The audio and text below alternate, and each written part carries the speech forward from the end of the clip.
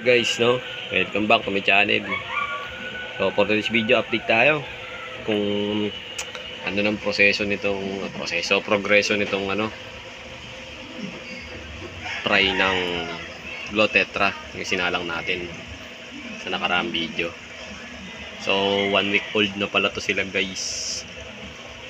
Pre-swim na silang lahat.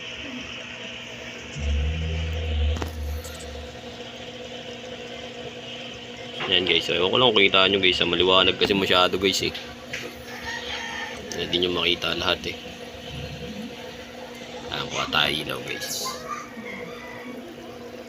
Yan.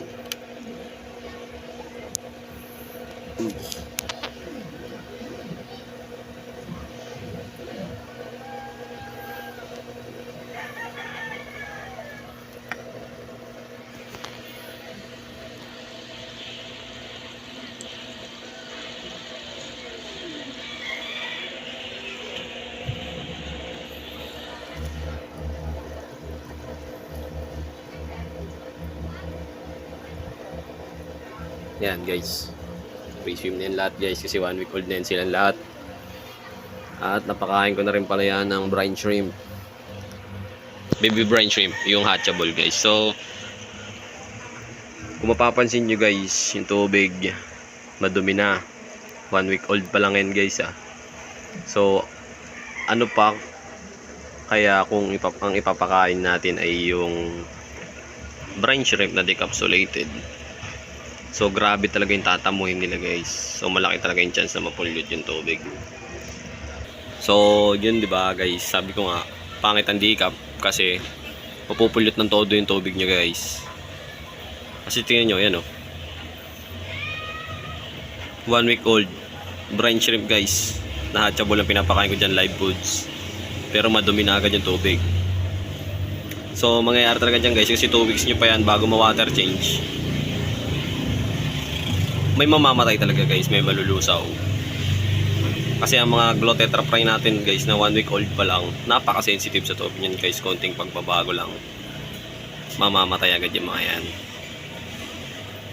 Kasi hindi pa nila kaya. Kasi nga pala, guys, may unexpected na nangyari sa akin. Kasi kaya ako nawala sa linggo, galing kasi ako Laguna, guys. Kumuha ako ng Zebra Danio doon. Pagdating ko dito, guys, kinabukasan nagkaitlog sila. Yan, guys, yung kita nyo. Zoom natin.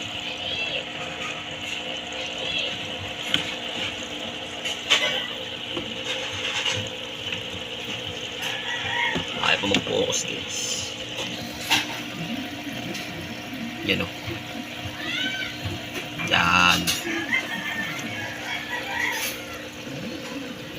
Nagkaitlog sila, guys. So next video, tuturuan ko naman kayo kung paano mag-breed ng Zebra Danio. At update tayo dito sa Glow Tetra fry kung ano ang progreso ng mga to.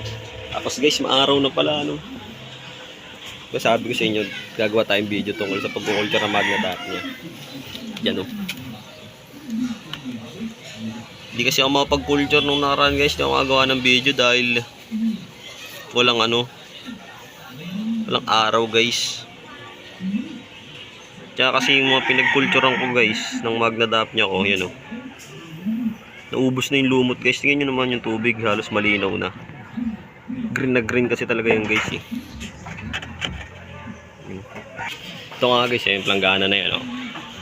Green na green yan dati, guys, kasi planggana yan, guys, pinilalagyan ko ng mga halaman para hindi sila dumami.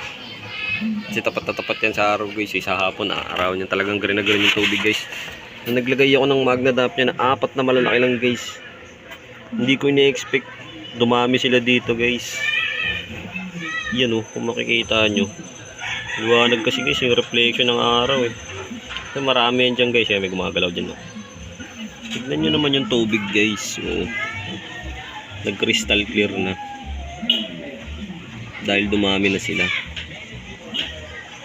Yan, kung ano-anong dumi na yung nagsettle sa ilalim, guys. Tapos yung lumot, nabawasan na nila, guys. Pumuti na talaga yung tubig guys. Naging crystal clear na dahil sa magdadap niya.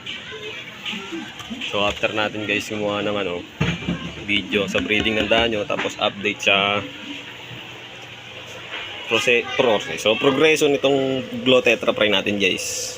Proceed na agad tayo sa magdadap niya. Maraming salamat sa panood guys. Please like, share, comment, and subscribe.